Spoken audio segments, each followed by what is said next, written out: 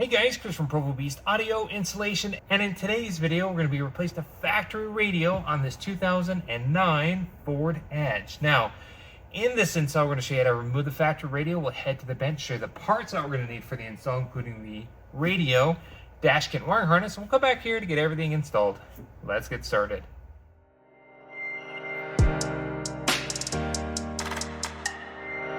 Now, before we jump into things, a couple of things to note. In this generation Edge, there's quite a different radio and audio trim packages. This one specifically is a more higher trim, a limited trim, so it has OEM nav, factory amplifiers, steering wheel volume controls, but there are simpler versions of this install as well, with vehicles that have lesser factory features to retain. So we can make all those notes in the description for you, regardless of your trim, just so you have everything you need for your install. First thing we need to do is get this radio on out. Actually, this one's really easy. If you get your fingers up underneath this edge here, it just pops up just like that. But what we're going to do is just kind of work this panel on out just like that. We'll tip it forward and you'll have some harnesses to disconnect on the back of the bezel. There's some swing locks. You just press in the tab and that comes free.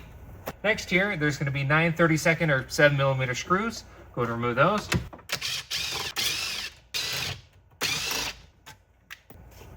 Go ahead and give this a tug. And same thing on the back of the radio. There's going to be some various harnesses. You may have more or less depending on your trim. Tab that you press, it should release and lock the harness, and the harness should slide out. Disconnect your antenna here. Okay, perfect. We're done with the factory radio. What we're going to do is head over to the bench. We're going to show you the parts that we're going to use for our install. All right, so we're at the bench. Now the parts that we're using today's install, first and foremost, is the radio customer wants us to put in. Now, it's this great budget-friendly JVC KWM590BT. Features both wired CarPlay and Android Auto. They do make a version of this that also has wireless capabilities, just in case you want CarPlay without the cable. We can link those in the description. Now, to integrate this into the factory location, we need a dash kit that'll accommodate the new doubled in, and it calls for the Metra 995807. And wiring-wise, we need this pack interface because this is going to retain not only factory features like the factory amplifier and steering wheel volume controls, but it's going to provide all the connections so we can integrate our aftermarket radio into the factory wiring. Lastly, here we do need also an antenna adapter. It's the 40CR10 by Metra. There may be a few other odds and ends. We'll let you know along the way, but that's basically it. And we can link all these parts in the description along with different variants depending on the trim of your Edge. All right, so at this point in time, we got our harnesses ready to go. This is the one that goes to the radio. This is our adapter that retains all our factory features. Now, we stripped both ends, and like I mentioned before, today we're going to be using some solder and heat shrink. But if you don't know how to solder, it's okay. You can certainly use butt connectors, or even better, crimp caps. Just don't use wire nuts or twist and tape. It's just not really designed for an automotive application.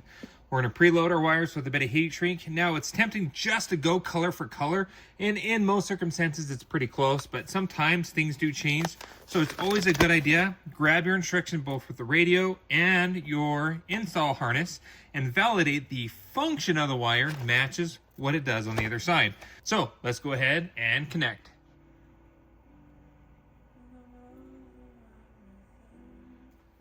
All right, so I've soldered up all our connections here. It actually, in this case, was all color for color. The only special connections is we just went ahead and grounded our parking brake to ground. It does provide one. Our JVC radio doesn't provide an antenna turn on, so we included the solid blue in this, and also left just a little accessory pigtail off. Our accessory circuit provides 10 amps of output, so if we powered like a backup camera or something like that, we can do it from this switched power, which is really nice to have out.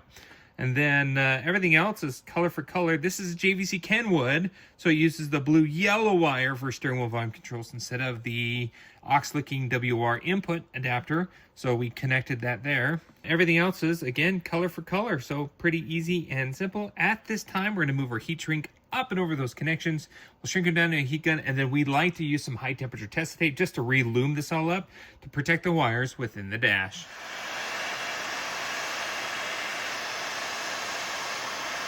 These ends plug into the factory OEM harnesses. This wing plugs into a radio. We left our extra power and ground off, and remote turn-on wire, plugged in our parking brake wire. Now, you have some sets of RCAs hanging off of this. One's for rear seat entertainment. This doesn't have it. There's no flip-down screen. Another one's an OEM aux. Our new radio doesn't even have an aux, so we're not going to hook that up. And then the third set is going to be a sub-signal for OEM subwoofer. We'll hook this up. We're not sure if the amplifier already powers this up or if it needs separate input, but we'll connect this to the sub-outputs of our new radio. On this end that comes out here is our main module here. We did our steering wheel volume controls that just runs on through. Got everything zip tied and cleaned up here. Now, before you go plug this in, it's very important to know that you need to set your programming for steering wheel volume controls. You'll grab your instructions here. 2 is find the radio that you're looking to install. In our case, we're doing a JVC, so we set the rotary switch to 2. If you're doing any other brand or brands not listed here, you'd probably be under other as number 7. Then you'll go through that process so your steering wheel volume controls work with your new aftermarket radio. Now, it does talk about, other various manual tap connections within the steering column based on your year, your trim, and whether you have analog or digital steering wheel volume controls. This may not apply to you here. You may not even have to worry about this, but if there's a voice recognition button and it's not working, you may have to manually tap into that, and you'll be able to determine that from this page.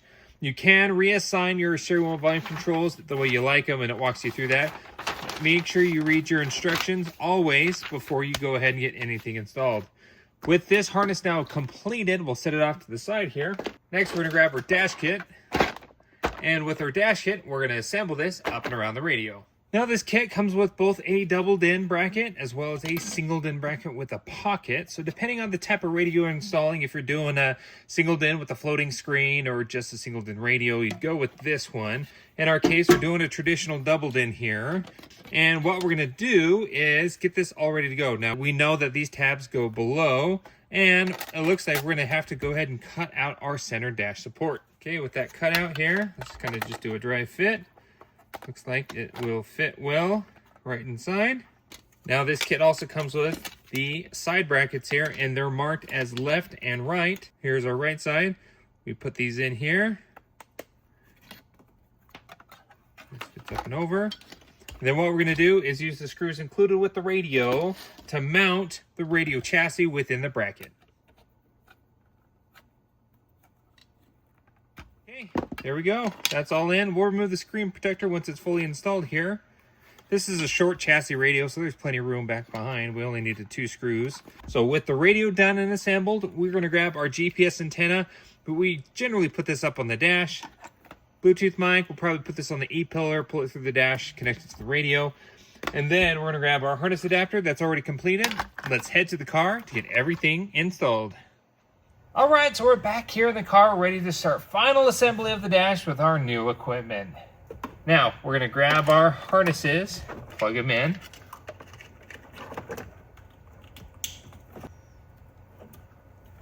Okay, made those connections. I'll just kind of tuck this back into the dash a little bit. We connected our AM/FM Motorola antenna adapter. That's already connected. We pulled our GPS antenna. We just put it on the dash, just fished it through the dash. And then this will connect to the GPS input. And then we also have our mic, which we put up on the E-pillar. That's down here as well. So with those connections all now made, let's go ahead and start making those connections on the radio.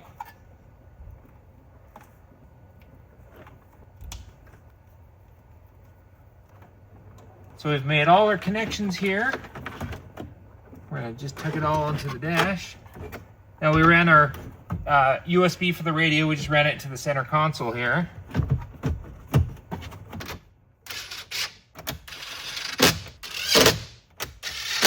Okay, now before we turn it on, let's connect our HVAC.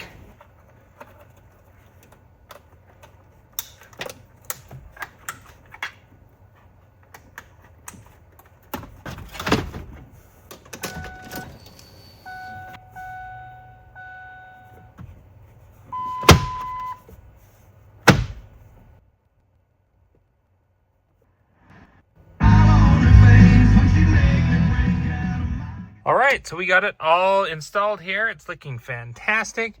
Again, we can link our favorite receivers, including this one. We'll link those in the description at convenience, along with all the other parts that we use. Now, if you also want to see how we did a backup camera, we did a backup camera on this specific install. Link that video in the description in case you want to see how to integrate one to your new aftermarket radio. Now, if you have any questions on what we did here, go ahead and post a comment below. Be sure to hit the like button if you liked what you saw, and don't forget to subscribe and post great content on the channel all the time. We'll see you in the next video.